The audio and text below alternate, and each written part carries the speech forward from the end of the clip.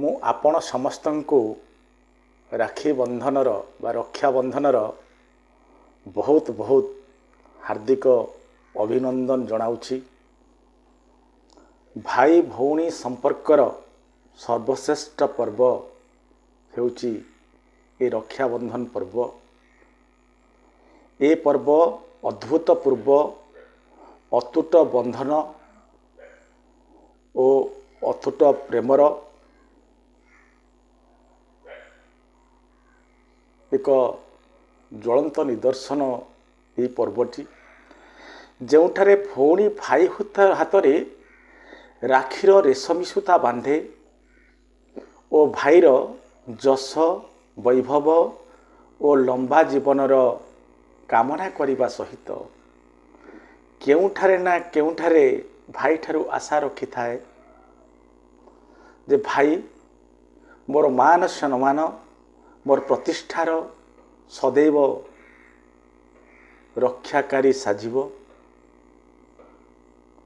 ମୁଁ ଏଇଠାରୁ ଆପଣ ସମସ୍ତ ଭାଇମାନଙ୍କୁ ନିବେଦନ କରିବି ଯେ ପ୍ରଥା ଅନୁସାରେ ଭଉଣୀମାନଙ୍କୁ କିଛି ତ ଉପହାର ଦେବାର ବିଧି ବ୍ୟବସ୍ଥା ରହିଛି।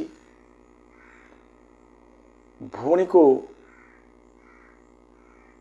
ଯେତେ ପାରୁଛନ୍ତି ଖୁସି ମନରେ ଉପହାର ଦିଅନ୍ତୁ। ଭଉଣୀକୁ ଦେଲେ ସରେ ନାହିଁ, ଭଉଣୀମାନଙ୍କୁ ପ୍ରସନ୍ନ କରାଇ ଦିଅନ୍ତୁ।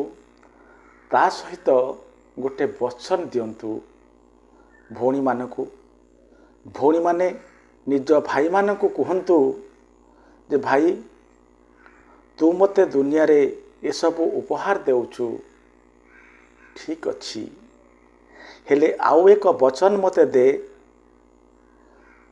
ଯେ ମୁଁ ତ ଭଉଣୀ ମୋତେ ଯେମିତି ତୁ ରକ୍ଷା କରିବା ପାଇଁ ତତ୍ପର ଅଛୁ, ସେମିତି ତୋର ଆସପାସ ପଡ଼ୋଶୀରେ ତୋ ଆଖପାଖରେ ଯେଉଁଠାରେ ତୁ ରହୁଛୁ ଭାଇ, ତୋ ଆଖି ସାମ୍ନାରେ ଯଦି କୌଣସି ବି ଭଉଣୀ ଉପରେ ଯଦି କେହି କୁଦୃଷ୍ଟି ପକାଏ, ଯଦିଓ ସେ ଭଉଣୀ ତୋ ହାତରେ ରାକ୍ଷୀ ବାନ୍ଧି ପାରିନାହିଁ, ତଥାପି ଭାଇ ତୁ ସେ ଝିଅ ଦେହରେ ଝିଅ ଭିତରେ ତୋ ଭଉଣୀ ରୂପକୁ ଦେଖି ତାକୁ ରକ୍ଷା କରିବାକୁ କେବେ ବି ପଛେଇ ଯିବୁ ନାହିଁ। ଯଦି ପ୍ରତ୍ୟେକ ଭଉଣୀ ଭାଇମାନଙ୍କୁ ଏକଥା କହନ୍ତି ଏବଂ ପ୍ରତ୍ୟେକ ଭାଇ ଏ କଥାକୁ ମନ ଭିତରେ ରଖନ୍ତି, ତାହେଲେ ଦୁନିଆରେ ଯେତେ ମୋର ଭଉଣୀମାନେ ଅଛନ୍ତି ସମସ୍ତେ ସୁରକ୍ଷିତ ହୋଇଯିବେ। ତେଣୁ କେବଳ ରାକ୍ଷୀ ବାନ୍ଧିଦେଲେ, ଉପହାର ଦିଆନିଆ ହୋଇଗଲେ ରକ୍ଷାବନ୍ଧନ ହୁଏ ନାହିଁ। ଭଉଣୀମାନଙ୍କର ରକ୍ଷା ହେଲେ ଯାଇ ପ୍ରକୃତ ରକ୍ଷାବନ୍ଧନ ଠିକ୍ ଭାବରେ ପାଳିତ ହୋଇପାରିବ। ଆପଣମାନେ ଜାଣନ୍ତି କି ରକ୍ଷାବନ୍ଧନ କେବେଠାରୁ ଆରମ୍ଭ ହେଲା? ପୌରାଣିକ କଥା କହେ ରଜା ବଳିଙ୍କୁ ମା ଲକ୍ଷ୍ମୀ ଜଗଦୀଶ୍ୱରୀ ମା ରକ୍ଷାସୂତ୍ର ବାନ୍ଧିଥିଲେ। ମାତ୍ର ରକ୍ଷାବନ୍ଧନର ମୂଳ କେଉଁଠି? ମୂଳରେ ଗୋଟେ କଥା ଆସେ ଯେ ଦ୍ରୌପଦୀ ଭଗବାନ ଶ୍ରୀକୃଷ୍ଣଙ୍କ ହାତରେ ରାକ୍ଷୀ ବାନ୍ଧିଥିଲେ ବୋଲି। କେମିତି ବାନ୍ଧିଥିଲେ ଚାଲନ୍ତୁ ଜାଣିବା। ଯେଉଁ ରାଜସ୍ୱ ଯଜ୍ଞରେ ଭଗବାନ ସୁଦର୍ଶନ ଚକ୍ରକୁ ଧାରଣ କରି ଶିଶୁପାଳ ବଦ୍ଧ କରିଥିଲେ, ସେହି ସୁଦର୍ଶନ ଚକ୍ର ଯେଉଁ ହାତରେ ଧରିଥିଲେ ମୋ ପ୍ରଭୁ, ସୁଦର୍ଶନ ଚକ୍ରର ଆଘାତରେ ପ୍ରଭୁଙ୍କର ଆଙ୍ଗୁଳି କଟିଗଲା। ରକ୍ତ ଝରଝର ହୋଇ ବୋହିବାକୁ ଲାଗିଛି ମୋ କୃଷ୍ଣଚନ୍ଦ୍ରଙ୍କର। ସମସ୍ତେ ସଭାରେ ଉପସ୍ଥିତ ଥିଲେ, ସମସ୍ତେ ବ୍ୟସ୍ତ ହେଲେ, ସମସ୍ତେ ବିବ୍ରତ ହେଲେ। କିଏ କହୁଥିଲା ବୈଦ୍ୟ ଡାକ, କିଏ କହୁଥିଲା ମଲମ ଟିକେ ଲଗାଇ ଦିଅ, କିଏ କହୁଥିଲା ଔଷଧ ଟିକେ ଆଣ। ରାଣୀମାନେ ମଧ୍ୟ ସେଠାରେ ଉପସ୍ଥିତ ଥିଲେ। पंचु पांडव मध्य उपस्थित थिले। पाखरे द्रौपदी ठिया होइथिले। भगवान कर आंगुली कटिला, रक्त धार धार होई बही चलिला। द्रौपदी देखिले जेतेबेले भगवान को आंगुठी रक्त बहुची। निजर प्रिय शाढ़ीटी पिंधिथिले द्रौपदी, मात्र जेतेबेले देखिले भाई कृष्ण का हाथरू रक्त बहुची, द्रौपदी निज शाढ़ीर पणत को तत्क्षणात चिरी देइथिले एवं सेथिरे जो चिड़िला परे जो कनारे कौन करथिले बांधी देइथिले, शाढ़ीर कनारे बांधी देइथिले कहार प्रभु कृष्ण को आंगुठी को बांधी देइथिले। भगवान जेतेबेले देखिले कहिले अरे कृष्णा हे भौणी। भगवान द्रौपदी को कृष्णा बोली डाकती। तार कारण होची भगवान बहुत भल पाती द्रौपदी को, से अन्य नाम द्रौपदी अन्य नाम कृष्णा थिला। जितेबाला कृष्ण डाकुथिले द्रौपदी को सबुबले कृष्णा नाम ही डाकुथिले। कहले एते सुंदर मूल्यवान शाढ़ी जहाँ तुमर अति प्रिय शाढ़ी, ताकू तुम कृष्णा खराब करदेल, चिरीदेल। द्रौपदी आखिरे लुह आसीगला। कहले भाई तुम आंगुठी रक्त बाहरुची, मु शाढ़ी संभाली, शाढ़ी जत्न नेबी।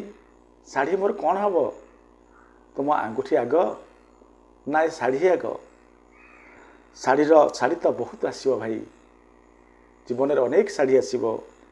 जो रक्त मो भाई हाथ बाहरी गला से रक्त आउ फेरबनी। ये कथा शुणी भगवान को आखिरु अश्रु आसीगला। एमिति समर्पण भाव, एमती भौणीर भाई प्रति प्रेम।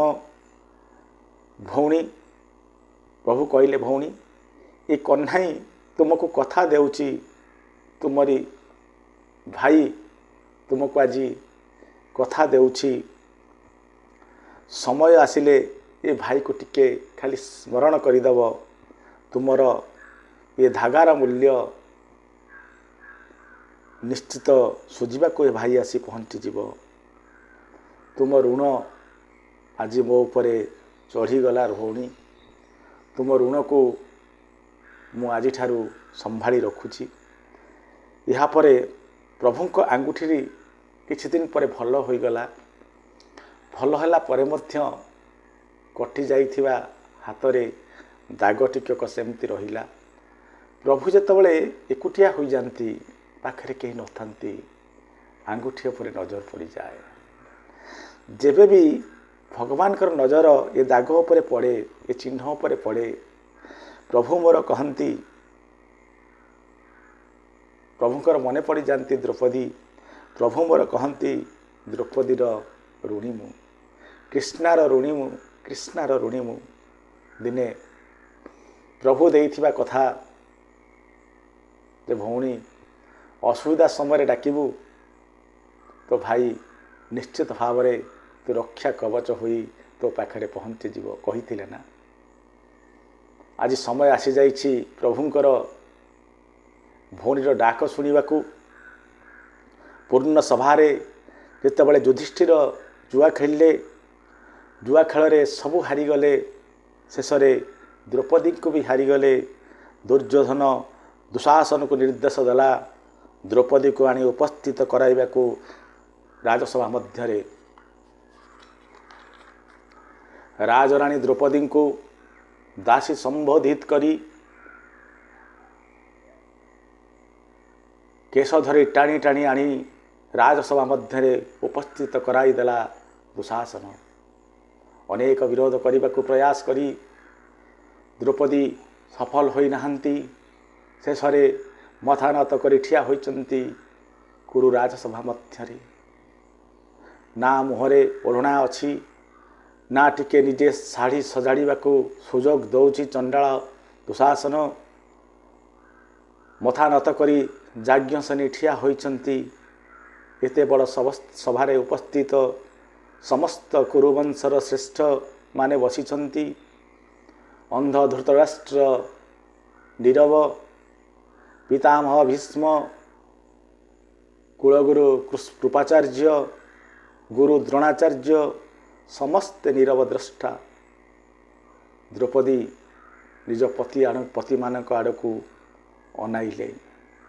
ଯେଉଁମାନେ ଦିନେ ଏ ଦ୍ରୌପଦୀର ଗର୍ବ ଓ ଗୌରବ ଥିଲେ, ଯେଉଁମାନଙ୍କ ଉପରେ ବହୁତ ଭରସା ଥିଲା ଦ୍ରୌପଦୀଙ୍କର, ପଞ୍ଚୁ ପାଣ୍ଡବ ରୂପେ ଯେଉଁମାନେ ଖ୍ୟାତ, ବହୁତ ଆଶା ଥିଲା ଦ୍ରୌପଦୀଙ୍କର,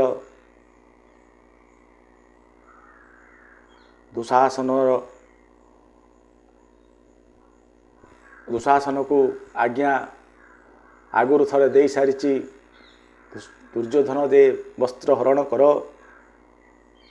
ମନେ ମନେ ଦ୍ରୌପଦୀ ହସୁଛନ୍ତି। ଏ ସଭାରେ ଭୀଷ୍ମ ପିତାମହ ଅଛନ୍ତି, ଏ ସଭାରେ ଗୁରୁ ଦ୍ରୋଣାଚାର୍ଯ୍ୟ ଅଛନ୍ତି, ଏ ସଭାରେ କୃପାଚାର୍ଯ୍ୟ ଅଛନ୍ତି, ଏ ସଭାରେ ମୋ ଶ୍ୱଶୁର ଧୃତରାଷ୍ଟ୍ର ଅଛନ୍ତି, ମୋ ବୀର ସ୍ୱାମୀ 5 ଜଣ ଅଛନ୍ତି। ଦୁଃସାହସ ଯଦି ତାର ସମସ୍ତ ବିବେକକୁ ହରାଇ ଦୁଃଶାସନର ହାତ ଥରେ ବଢ଼ିଲା ମୋ ଆଡ଼କୁ, ଏମାନଙ୍କ ଭିତରୁ କେହି କେବେ ଦୁଃଶାସନକୁ ଛାଡ଼ିବେ ନାହିଁ। ମନ ଭିତରେ ଭାବିଛନ୍ତି ଦ୍ରୌପଦୀ। ଦ୍ରୌପଦୀ ସମସ୍ତଙ୍କୁ ଜଣ ଜଣ କରି ଅନାଇଲେ ଯେ ମିଳିସାରିଛି ଆଜ୍ଞା କାହାକୁ ଦୁଃଶାସନକୁ ଶାଢ଼ୀ ଟାଣିବାର, ଆଉ ଅଳ୍ପ ସମୟ ପରେ ଶାଢ଼ୀ ଟାଣିବା ଆରମ୍ଭ କରିବ। କିଏ କ'ଣ କରୁଛି? ଦ୍ରୌପଦୀ ଦେଖିଛନ୍ତି ଏ ସଭାରେ ସମସ୍ତେ ଅଛନ୍ତି, ହେଲେ ସମସ୍ତେ ନିର୍ଜୀବ, କାହାରି ମୁହଁରେ କଥା ନାହିଁ। ସତେ ଯେମିତି ସେଦିନ ସବୁ ମୃତକଙ୍କର ସେଠି ମହାପର୍ବ ଚାଲିଥିଲା। ଦ୍ରୌପଦୀ ମନେ ହେଉଥିଲା ଯେମିତି ସବୁ ନିର୍ଜୀବମାନେ ଏଠି ବସିଛନ୍ତି। ସମସ୍ତ ବୀର ଆଜି ନଂପୁସକ ସାଜି ମୁଣ୍ଡ ନେଇ ବସିଛନ୍ତି, ଅନାଇଛନ୍ତି ଦ୍ରୌପଦୀ ଧୃତରାଷ୍ଟ୍ରକୁ। ଧୃତରାଷ୍ଟ୍ର ଜନ୍ମାନ୍ଧ, ଆଜି ଧୃତରାଷ୍ଟ୍ର ମଧ୍ୟ ବଧିର ପାଲଟି ଯାଇଛନ୍ତି। ପିତାମହ ଭୀଷ୍ମ, ଗୁରୁ ଦ୍ରୋଣାଚାର୍ଯ୍ୟ, କୂଳଗୁରୁ କୃପାଚାର୍ଯ୍ୟ ସମସ୍ତଙ୍କୁ ମିନତି କରିଛନ୍ତି ଦ୍ରୌପଦୀ। ଏଣେ ଦୁର୍ଯ୍ୟୋଧନ କହୁଛି ଦୁଃଶାସନ ଶାଢ଼ୀ ଟାଣ, ନଗ୍ନ କରି ବସାଇ ଦେ ମୋ ଜଙ୍ଘ ଉପରେ। ଏଣେ କର୍ଣ୍ଣ ମଧ୍ୟ ପଛକୁ ହଟୁନି। କର୍ଣ୍ଣ କହୁଛି ପଞ୍ଚପତିଙ୍କର ସ୍ତ୍ରୀ ଇଏ ତ ବେଶ୍ୟା ସଦୃଶ, ଆଉ ଜଣେ ସ୍ୱାମୀ ବଢ଼ିଗଲେ କ୍ଷତି କ'ଣ? କାନରେ ବାଜୁଛି ଦ୍ରୌପଦୀଙ୍କର ଏସବୁ ଅପଶବ୍ଦ। ଆଜି କୌରବ ବଂଶର କୁଳବଧୂ ଆଗାମୀ ଦିନର ସାମ୍ରାଜ୍ଞୀକୁ ବିଭିନ୍ନ ପ୍ରକାର କଟୁ ଭାଷା ଶୁଣିବାକୁ ମିଳୁଛି। ଆଜି ଇଜ୍ଜତ ଯିବାକୁ ବସିଛି ଏ ଆଗାମୀ ଦିନର କୁରୁବଂଶର ସାମ୍ରାଜ୍ଞୀଙ୍କର। ସମସ୍ତେ ନୀରବ, କାହାରି ପାଟିରୁ କଥା ନାହିଁ। ସ୍ୱାମୀ ଆଘାତ ପରେ ଆଘାତ ପାଇଛନ୍ତି ଦ୍ରୌପଦୀ, ହେଲେ ଶ୍ରେଷ୍ଠଙ୍କର ସଭାରେ, ଏ କୁରୁ ସଭାରେ ଦ୍ରୌପଦୀଙ୍କର ପକ୍ଷରେ ଠିଆ ହେବାକୁ କେହି ଜଣେ ବି ନାହାନ୍ତି। ଭବିଷ୍ୟତର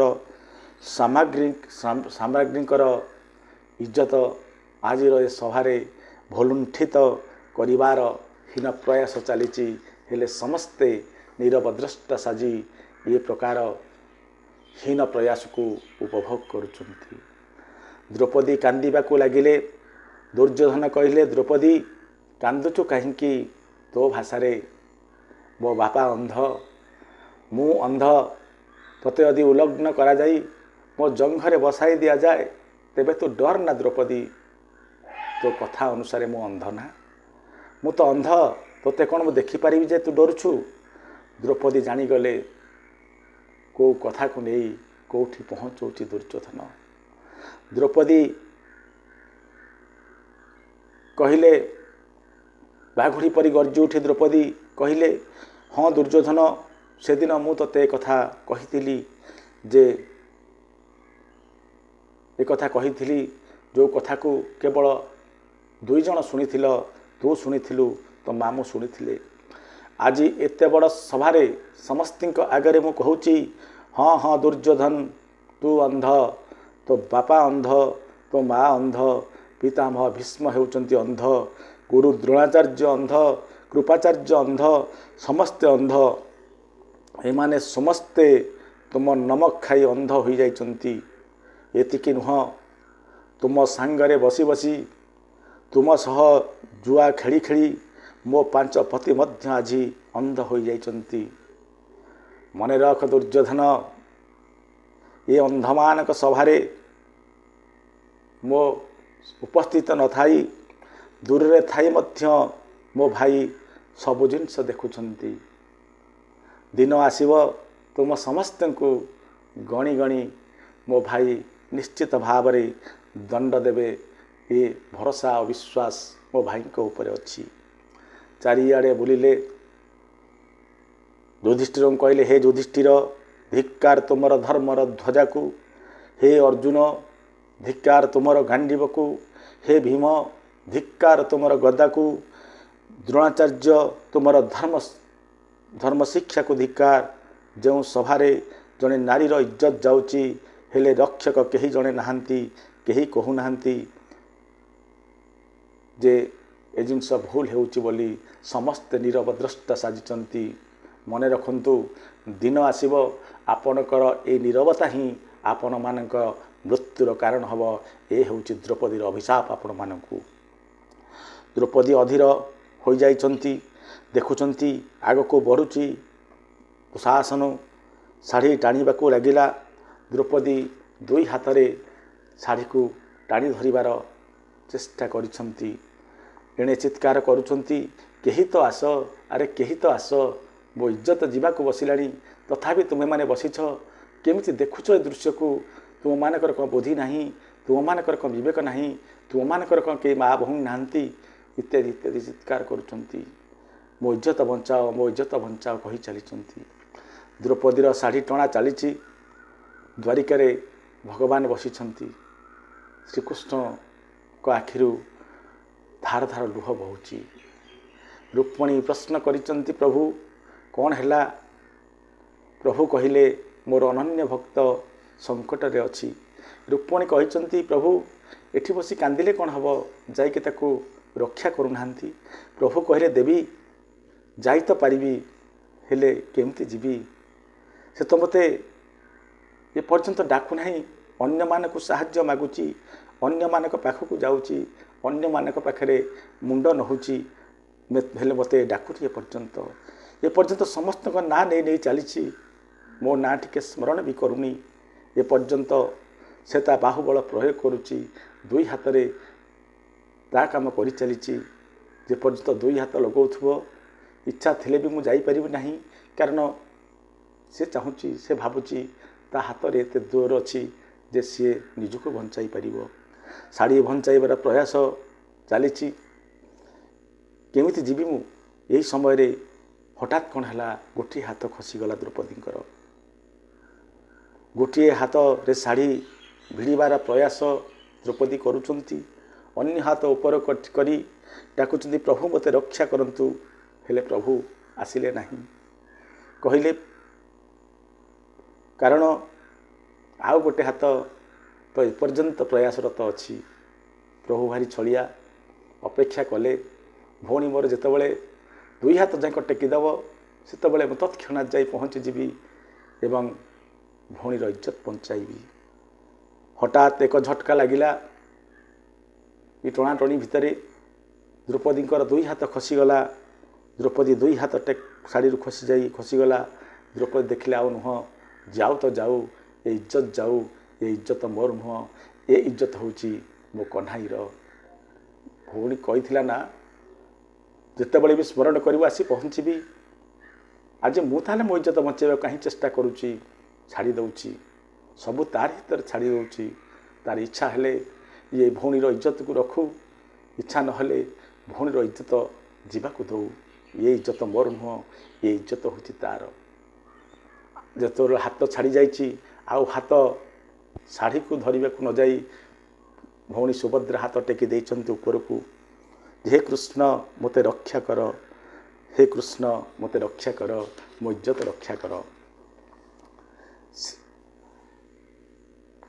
ସେଦିନର କଥା ମନେ ପକା ଭାଇ, ମୁଁ ଶାଢ଼ୀ ଚିରିଥିଲି ସେଦିନ କଥା ଦେଇଥିଲ, ଆଜି ଦ୍ରୌପଦୀର ଇଜ୍ଜତ ଗଲା।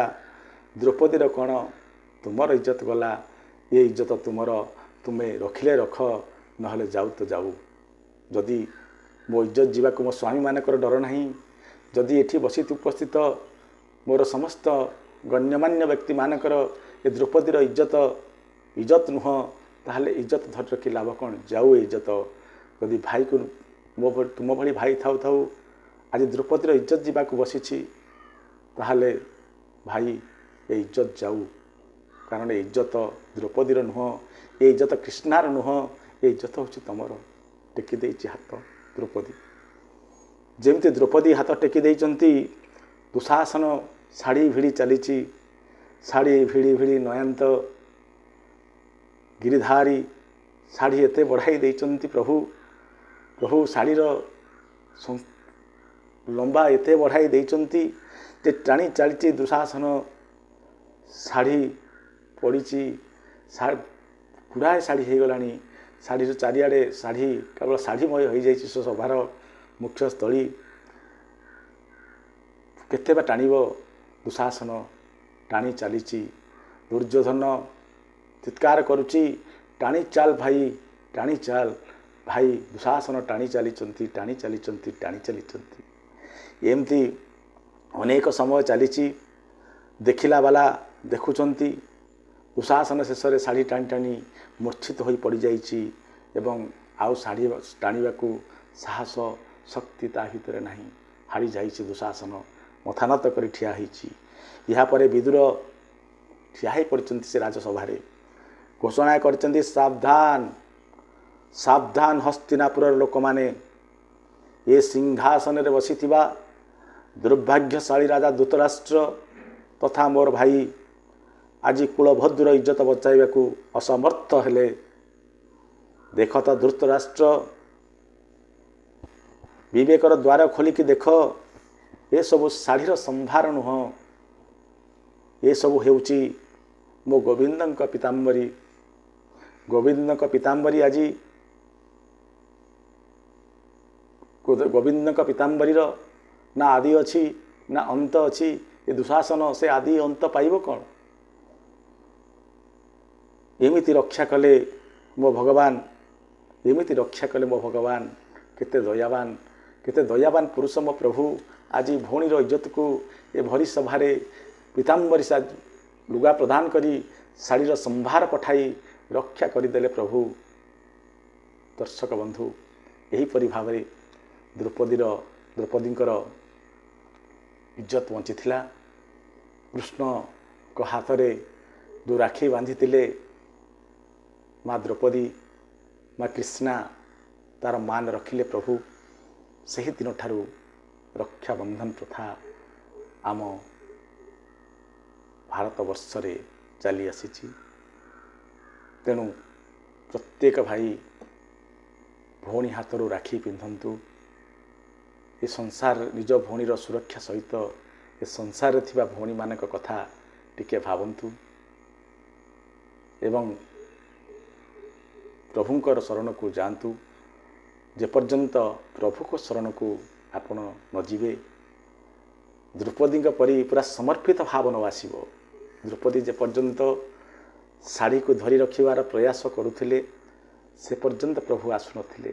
କାରଣ ସେତେବେଳେ ପୂର୍ଣ୍ଣ ସମର୍ପଣ ଭାବ ନଥିଲା। ନିଜ ଉପରେ ଭରସା ଥିଲା, ନିଜ ଉପରେ ବିଶ୍ୱାସ ଥିଲା ଯେ ମୁଁ କାଳେ ମୋ ଶାଢ଼ୀକୁ ମୋର ଇଜ୍ଜତକୁ ବଞ୍ଚେଇ ପାରିବି। ଯେତେବେଳେ ଦ୍ରୌପଦୀ ସମ୍ପୂର୍ଣ୍ଣ ରୂପେ ଉତ୍ସର୍ଗୀକୃତ ହୋଇଗଲେ ଯେ ମୁଁ ଆଉ ପ୍ରୟାସ କରିବିନି, ଛାଡ଼ିଦେଲି ତା ଉପରେ, ସେ ରଖୁ ବା ଇଜ୍ଜତ ଯାଉ, ସେତେବେଳେ ପ୍ରଭୁ ଗୋଟେ ସେକେଣ୍ଡ ବି ସ୍ଥିର ହୋଇ ବସିପାରିଲେ ନାହିଁ। ଆସି ପହଞ୍ଚିଗଲେ ଏବଂ ଭଉଣୀର ମାନ ମର୍ଯ୍ୟାଦା ରଖିଲେ।